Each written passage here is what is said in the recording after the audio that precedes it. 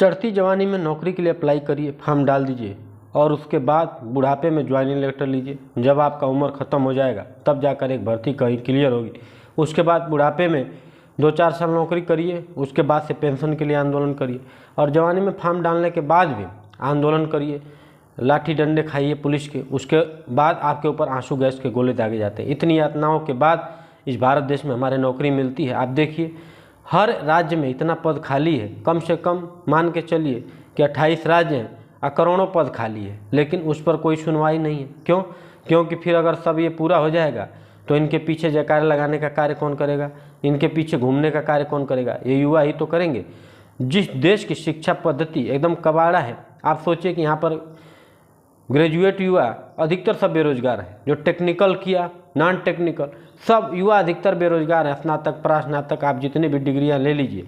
आप सोचिए कि जब ये शिक्षा पद्धति एक बेरोजगारों का फौज ही खड़ा करने के लिए बनाई गई है, ऐसे शिक्षा पद्धति से क्या मतलब? इस शिक्षा पद्धति को डस्टबिन में डाल दीजिए, कूड़ेदान में डालकर इस शिक्षा पद्धति का नामो निशान मिटा दीजिए। जिस भारत देश को आप सोचिए सोने की चिड़िया कहा जाता, युवा भारत को ये युवाओं का देश कहा जाता, उस देश के युवा मारे मारे फिर रहे। उस देश के युवा जाकर दूसरे देशों में लोहा पीटने को मजबूर है, मजदूरी करने को मजबूर है, फावड़े चलाने को मजबूर हैं, क्या क्या करने को मजबूर हैं। अब जो दूसरे देशों में जाकर काम कर रहे हैं उनसे कोई पूछिए, उनका दर्द समझिए। इस देश में खुशहाल कौन है? शपथ ग्रहण नेताओं का एक दिन की भी देरी से नहीं होता है। और ये लोग करते क्या हैं? सारे अपने सगे संबंधियों को भर देते हैं, उसके बाद मालूमाल हो जाते हैं। जिनके पास साइकिल की औकात नहीं थी वो आज प्लेन रखने तक की औकात में आ गए। ये सारा पैसा आपका हमारा है।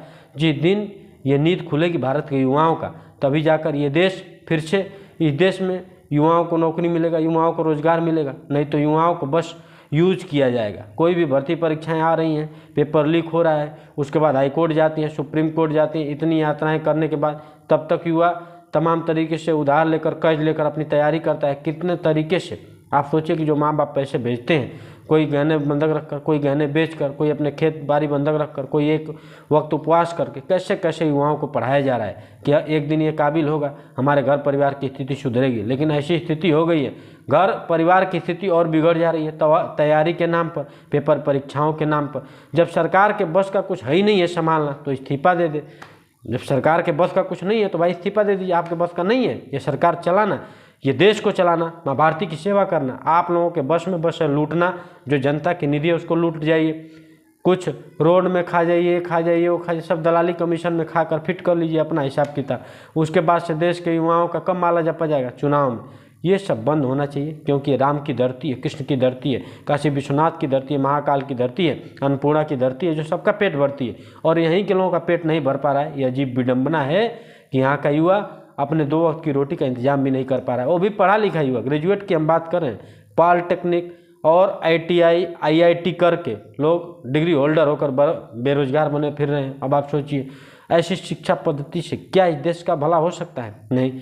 तो युवाओं से मेरी एक ही अपील, एक ही विनती कि जिस तरीके से इन लोगों के चुनाव में, शपथ ग्रहण में सब बुढ़े हैं जिनके घुटने से उठा नहीं जा रहा है, और आप सोचिए कि 95% ऐसे ही नेता बने हुए हैं जो उठ बैठ नहीं, 5 बार उठक बैठक मार दीजिए, इनका हालत ख़राब हो जाएगा, हॉस्पिटल में भर्ती करना पड़ जाएगा। ये लोग देश का कितना तरक्की कर, जिनसे अपना शरीर नहीं संभल पा रहा है, जिनसे अपने शरीर का भार नहीं संभल पा रहा, वो देश क्या संभालेंगे? ये बहुत अजीब विडंबना, हंसी की बात है। आप राम को देख लीजिए, कृष्ण को देख लीजिए, काशी विश्वनाथ को देख, हनुमान को देख लीजिए।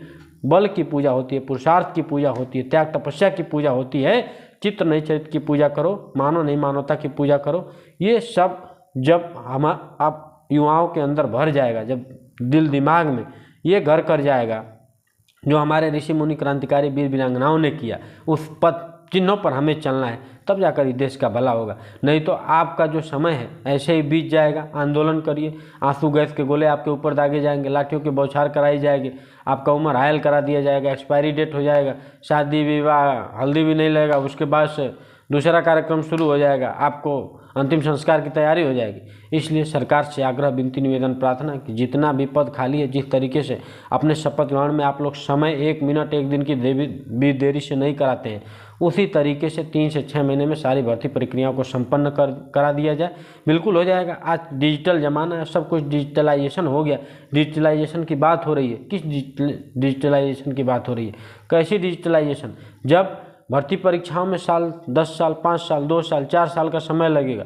जो युवा एक विज्ञापन भर दिया, एक फॉर्म डाल दिया, और तैयारी करेगा, आगे बढ़ेगा, पहले का हो जाएगा तभी तो दूसरा करेगा, नहीं तो सब उसी में लटके पड़े हैं। जो 10 साल पहले से तैयारी कर रहा हो आज ही तैयारी कर रहा है, सबका बाल झड़ गया, बुढ़ा हो गया।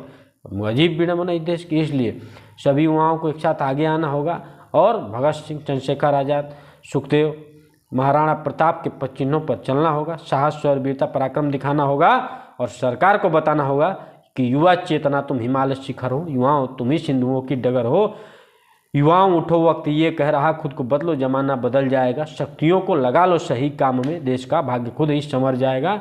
नहीं तो इनके बच्चे रेंज रोवर से घूमेंगे, डिफेंडर से घूमेंगे, हर इनके बच्चे एरोप्लेन से घूमेंगे और आपका बच्चा साइकिल से छोड़कर पैदल की सवारी की तरफ बढ़ जाएगा। वो दिन दूर नहीं है और देखिए वही हो रहा है। वंदे मातरम। जय हिंद, जय भारत। हमारी बातों को अधिक से अधिक शेयर करिए, हमारे चैनल को सब्सक्राइब करिए। जय हिंद, जय भारत, जय हिंदुस्तान, जय जय श्री राम।